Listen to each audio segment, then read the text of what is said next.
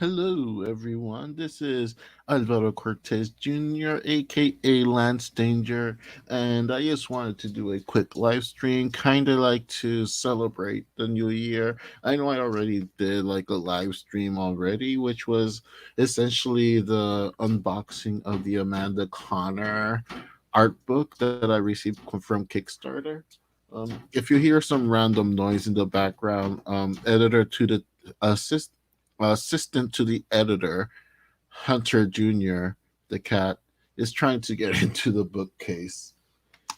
He always likes to try to get into the bookcase. He likes to go in there whenever I'm cleaning the shelves up, and he knocks figures down so he can, of course, lay down into the shelves.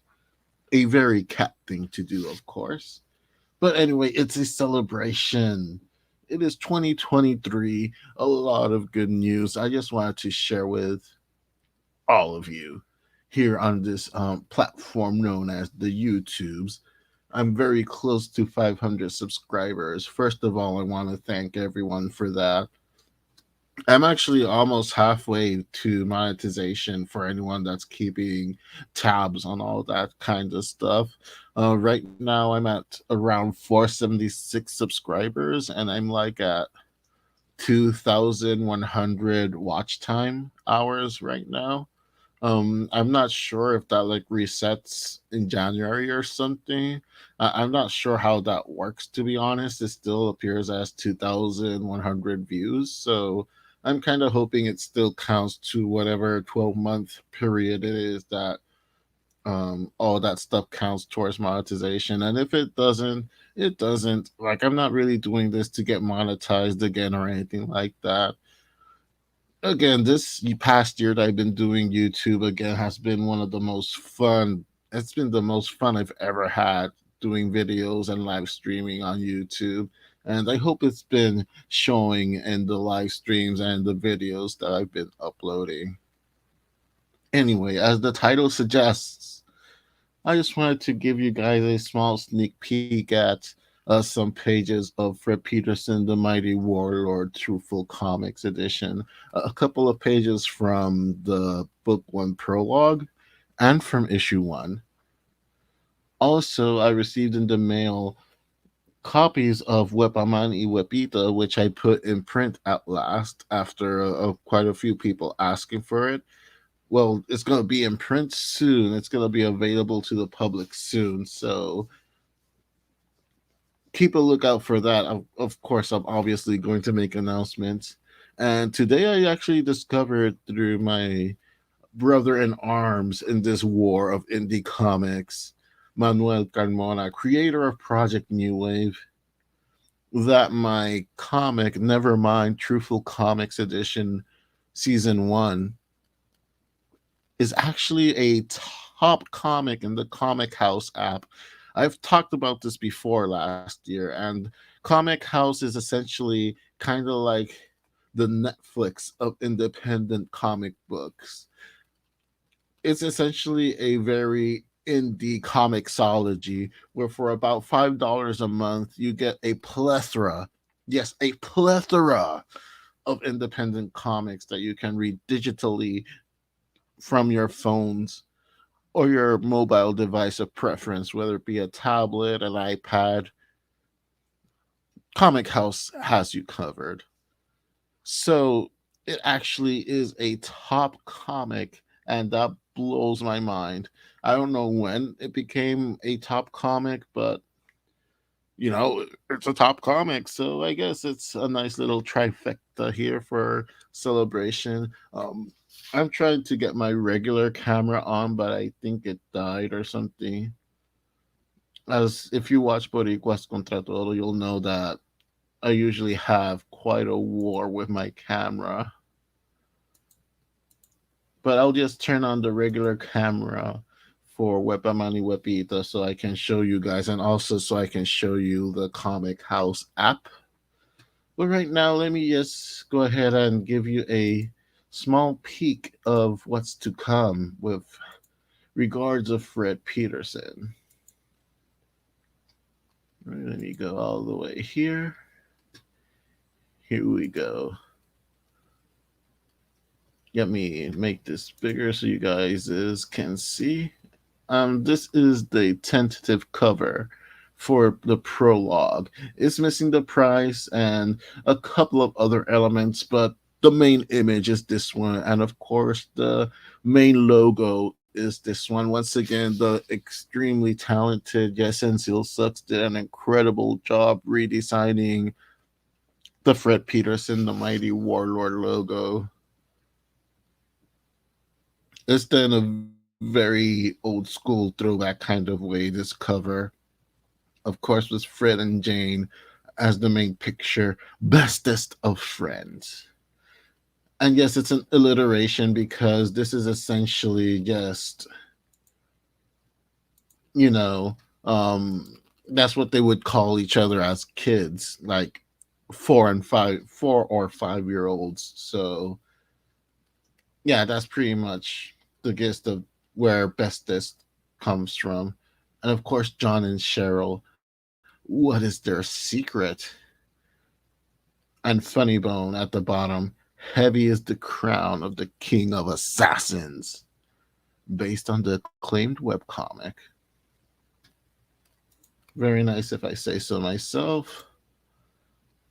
This is essentially, and again, if you've been buying my comics in physical format, that's kind of like the credits page and kind of like what happened before kind of page, which is pretty standard in all the comics that I make, that I self publish. These I haven't really finished because I usually do it like right at the very end. And up there is actually an image that was going to be a cover, one of the original concepts for the cover, but I decided to go with the current cover that you saw now before because it felt more dramatic in a way. It felt more impactful. I don't know. Like this one looks nice, but it doesn't scream the cover for a prologue, to be honest. At least not to me anyway. And here, this is the title page for the comic. I don't know how many people have seen this. I showed a bit of it on social media a while back. Of course, Jane and Fred having a good old time. And of course, all of this is going to be letter and colored as well. The colors are almost done for the most part, but again, I don't want to give too much away just yet anyway. So there it is. That's the title page.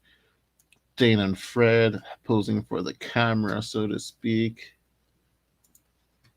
Right.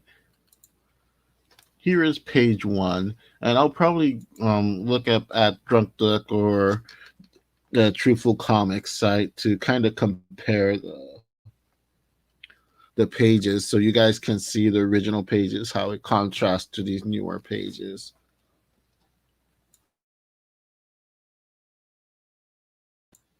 Sorry, I had to mute myself there for a second. I'm still not completely over the cough from COVID, so I'm probably going to have to mute myself a couple of times as I do this. And here is page two. This is basically the introduction of Jane, of course, in her little love bug, her yellow BMW love bug, which a lot of people surprisingly really love. So far, it's appeared here and like in chapter 13, I believe, or chapter 14. I lose count now. It's gotten to that point where I actually lose count unless I go back and check it myself. Kind of reminds me like someone once told me that Fred Pierce and the Mighty Warlord is essentially turning into the One Piece of Puerto Rico in terms of longevity. This is one of my favorite pages ever with Jane, by the way. And this is where I'm going to stop it with the prologue to book one. Fred and Jane running into each other at the beach.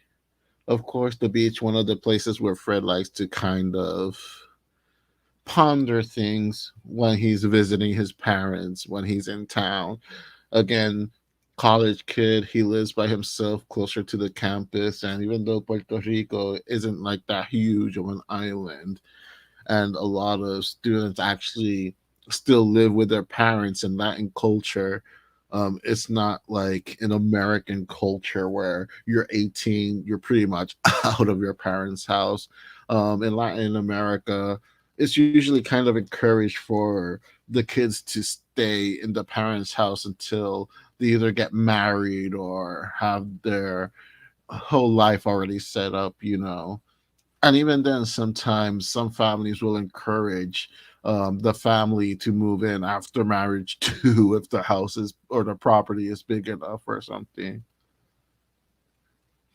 But as many of you know, and as many will find out, there's a series of circumstances that happens that leads to Fred moving out on his own. Jane lives on her own with Cheryl, which is her roommate, and of course Fred's girlfriend.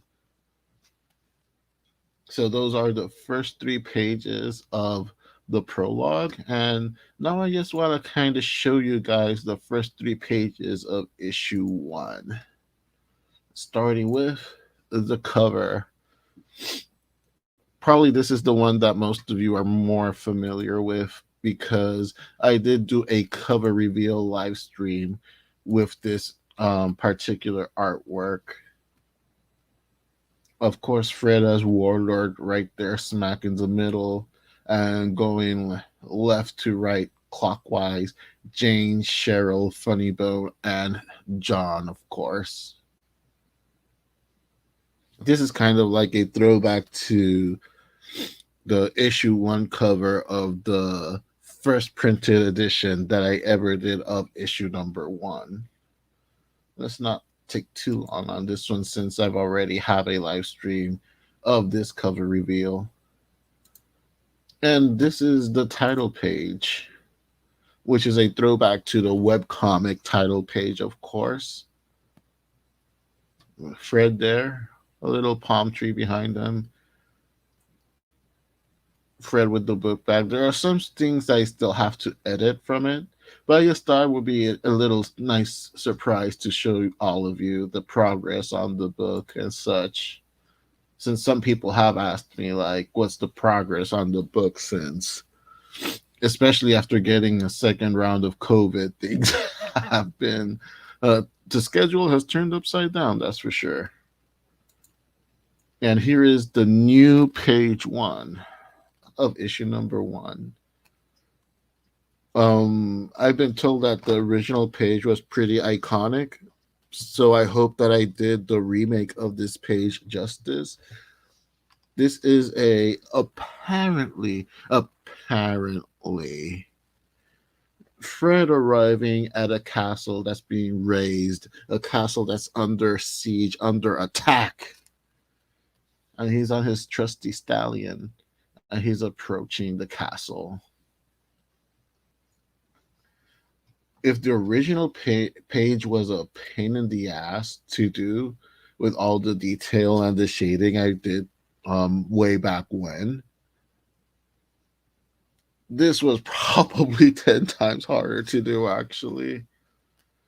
But I hope that it'll be worth it in the end for the readers, for the new readers and for the older readers that would like to see how things have changed. Like, I am talking here and I do not know if I'm even can be heard. I am hoping that I am.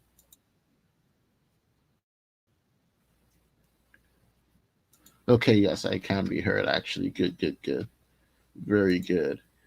For anyone watching the replay, I'm sorry that I do these at such random hours and let you guys know, like, at the last possible minute that I'm doing a solo live stream. But that's kind of like the fun of doing these things, to be honest.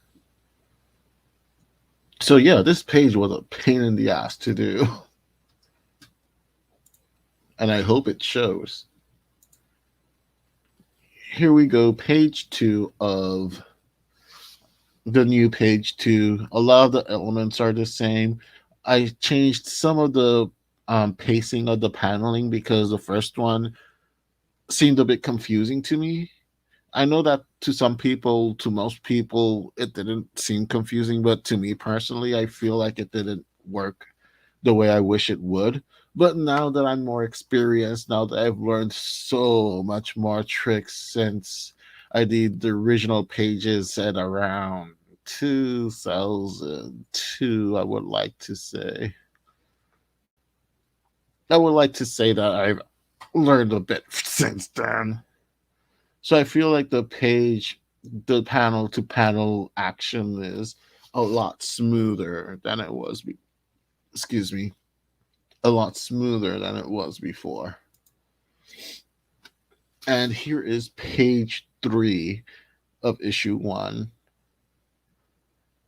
which is where Fred's apparent dream sequence ends. If you've read issue number one or chapter number one,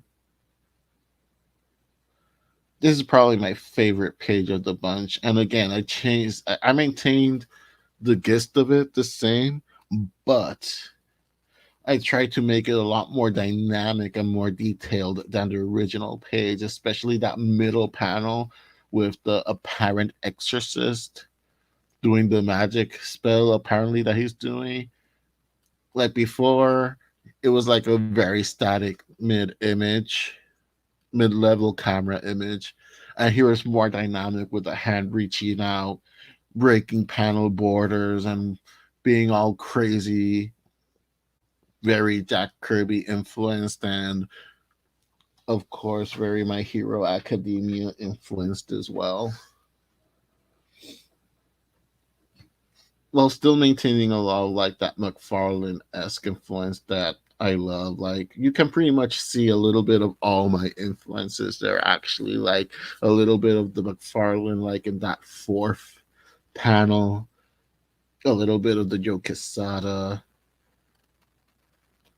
Yes, again, this comic, aside from being a story that I really want to tell, is really a love letter to all these comics and artists and writers that I've admired growing up.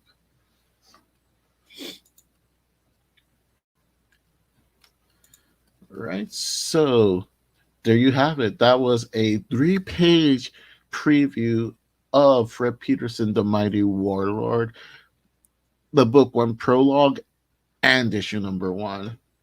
So I am relatively far ahead in terms of line art. Again, what kind of pushed me back right now and tossed the whole schedule around was getting COVID again.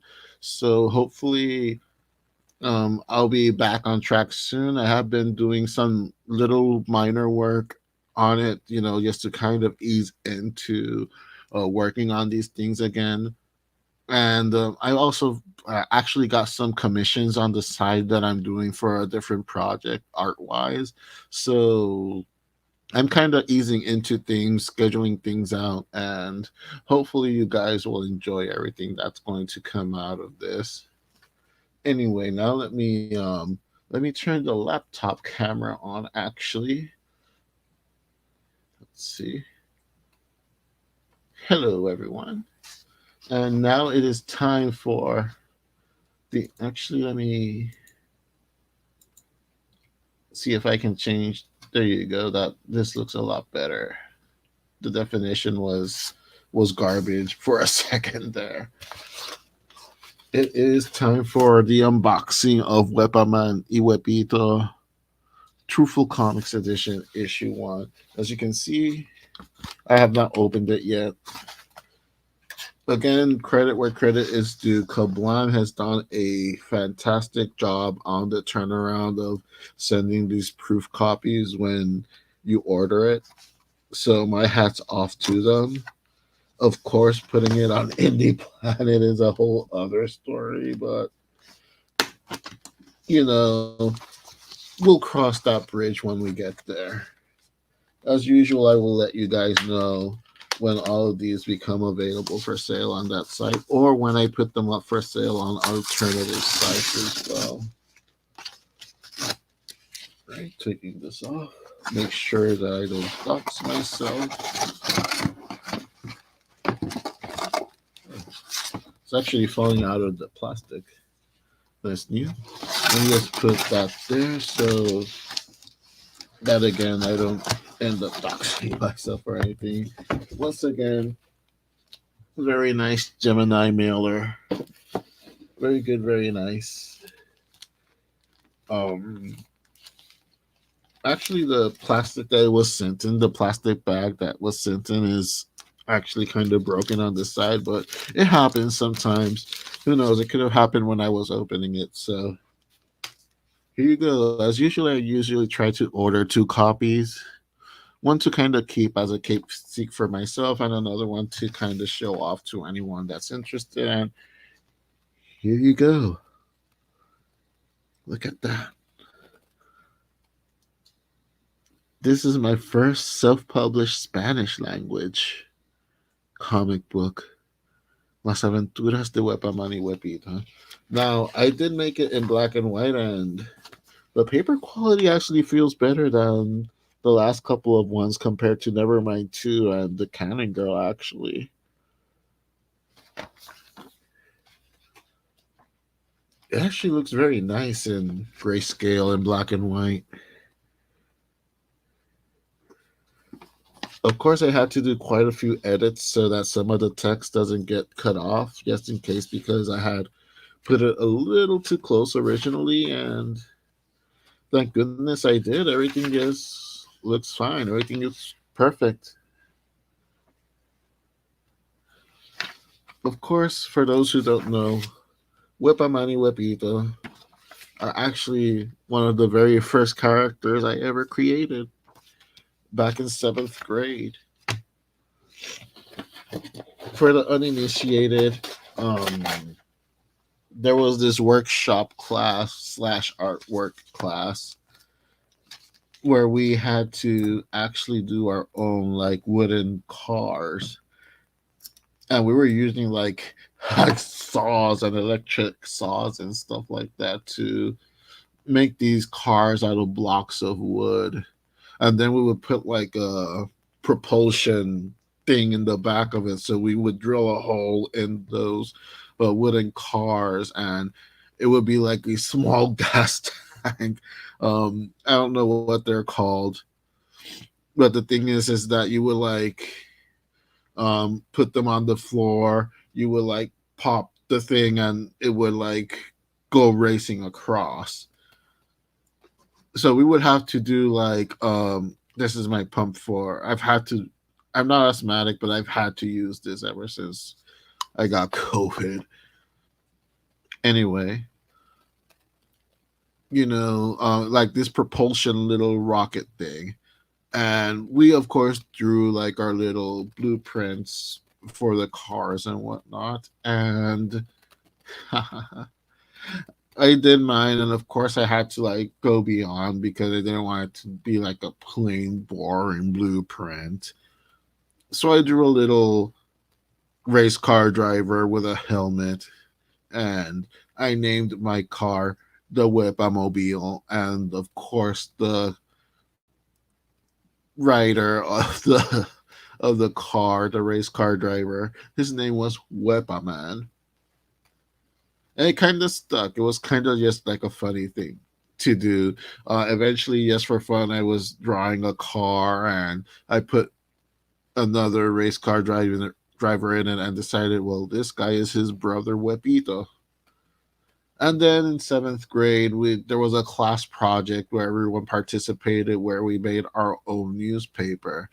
And of course, everyone pointed their finger at me to do the comic book strip when comic book strips were a bigger thing in newspapers back then. So of course I did Weepamani Weepito, and it was more of a superhero kind of like parody superhero thing. Fun a fun fact of that is that Stupid the Cat, my other uh, comic book strip, that one also was created for that class project. So yeah, there's a lot of characters I've created that have lingered on since my childhood. Rad.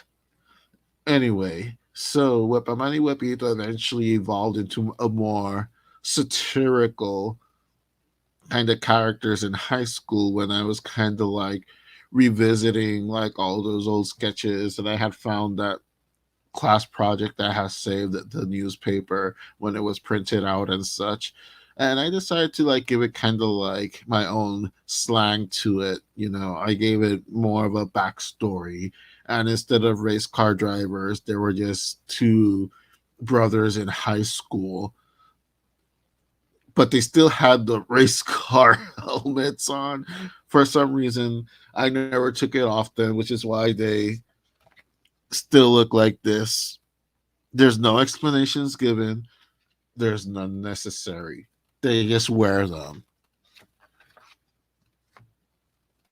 So it became kind of like a social commentary, satire, parody of things happening at the time in Puerto Rico in high school.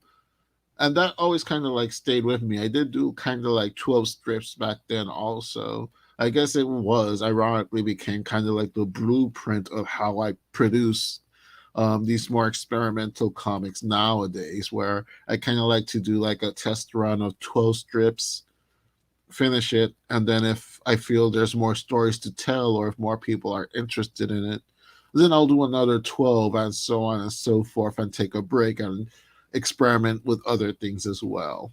So I did those 12 strips, and it kind of lingered on with me again until like 2006 ish, after I had already published online Warlord and Nevermind. Again, I kind of wanted to experiment a little bit, so I decided to modernize for that time of 2006 Weepamani Weepito again, which was essentially the same strips, but again, more updated to reflect the times of 2006 instead of like 1996 when I was in high school. Wow, I'm old.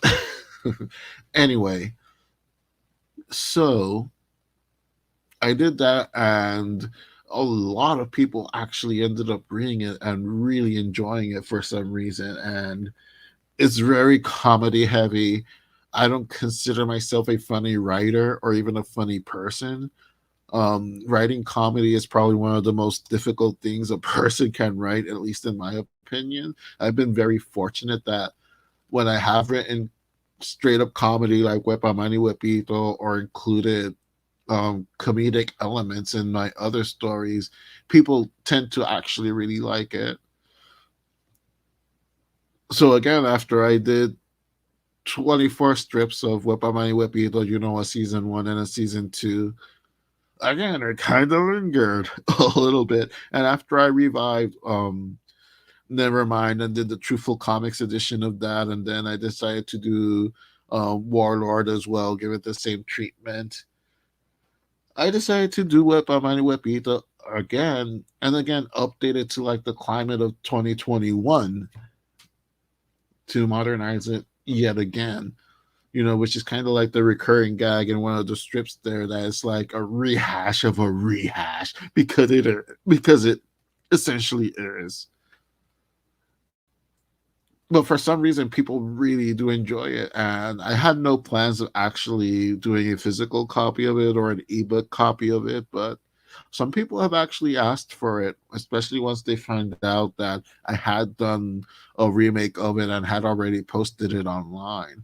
So I said, why not? If a couple of people want to have it, who am I to say no? I mean, it's not exactly like I'm George Lucas and this is the Star Wars Christmas special. The one thing he tried to seek and destroy after he made it. I can only hope I can do something that's so bad, but be so memorable. Who knows? Maybe everything I do will eventually become that. Anyway, there you have it. Weepaman Weepito. Finally in print. For the first time since, when was I in seventh grade? Probably like for the first time since 1993. Take that, incels. Take that, um, you you non-believing heathens. Weepaman Weepito are back, motherfucker. Yeah, it merits that. I want to apologize for the swearing. And last but not least, as I said in the beginning, um, hopefully it can be seen pretty well. Um, this is the Comic House app.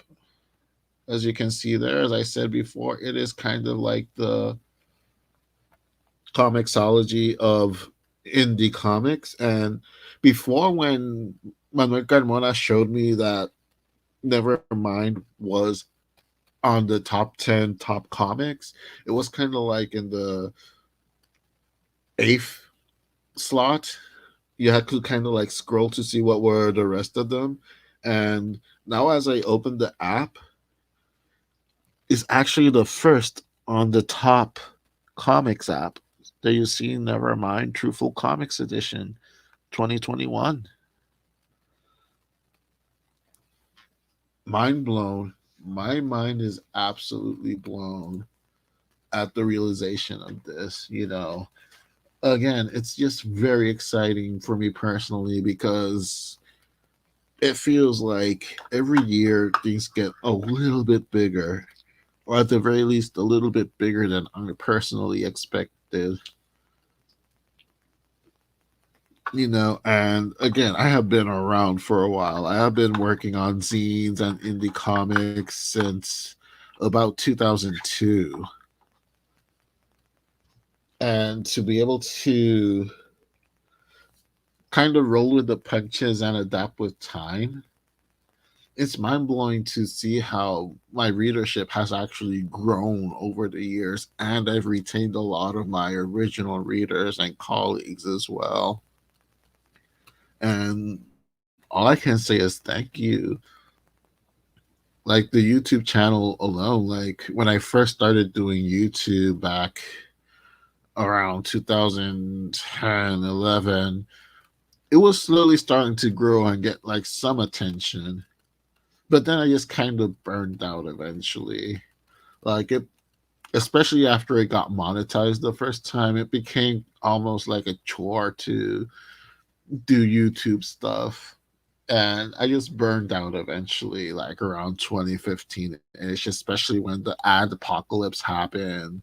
A lot of restrictions happened, and of course, the monetization model changed, and the original creators that were monetized weren't grandfathered in to this new monetization phase.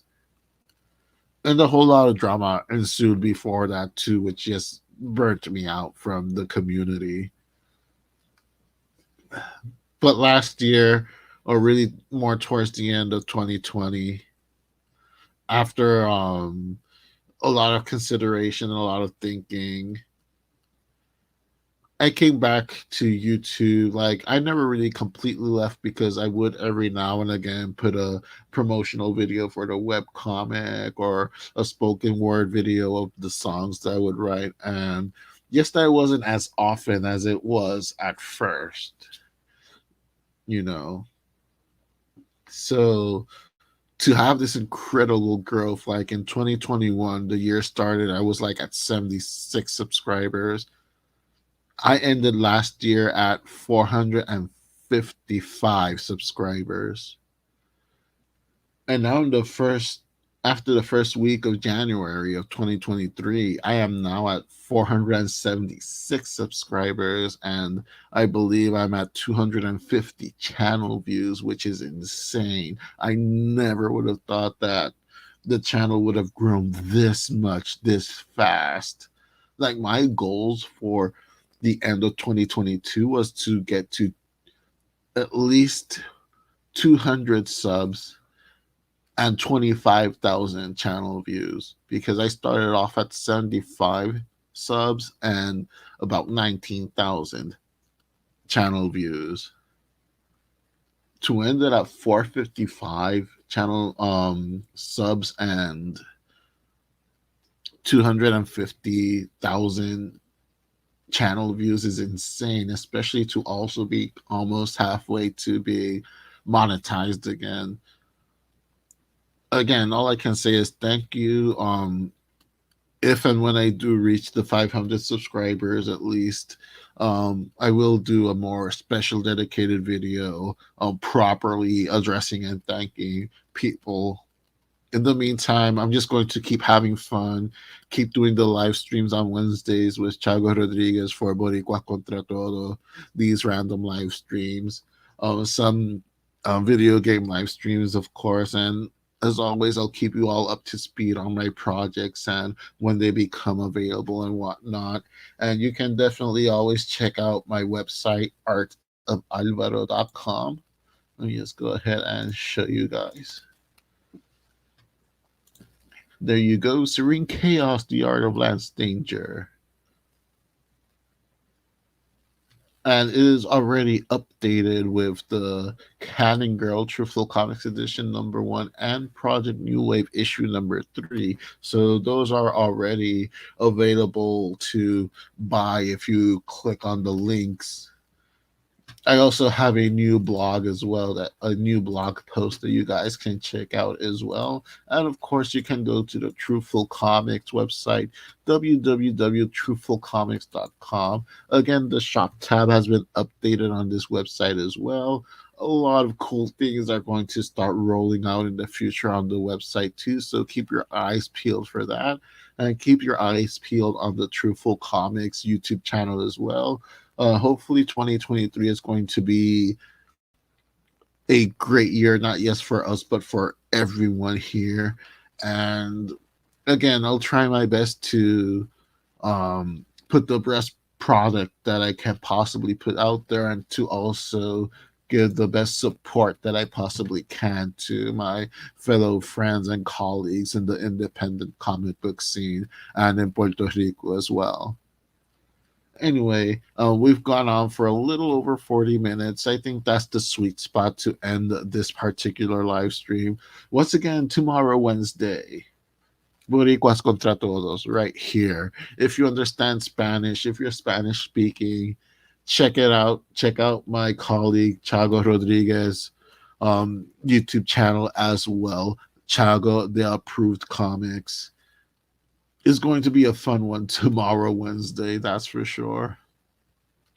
And if anything like today keeps happening, like I'll definitely pop in to do a live stream. I'm going to be posting new videos, hopefully weekly as well. Last Friday, I put up the Re Leyendo, which was a Spanish language video talking about Puerto Rican comics that I've been reading or that I have read in the past.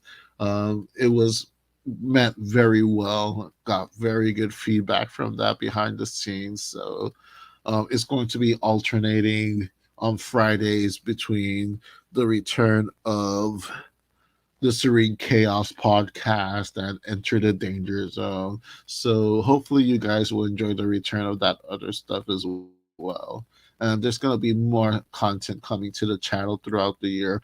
And again, it's going to be in little bits and morsels. I'm not trying to force myself to put content out there that I don't want to put out or to yes put content out there. I'm just again having fun with all this. I think that's the key word to everything right now. It's just fun. Anyway, thank you all so much for watching. If you watched live and if you watched the replay, and I will catch you next time.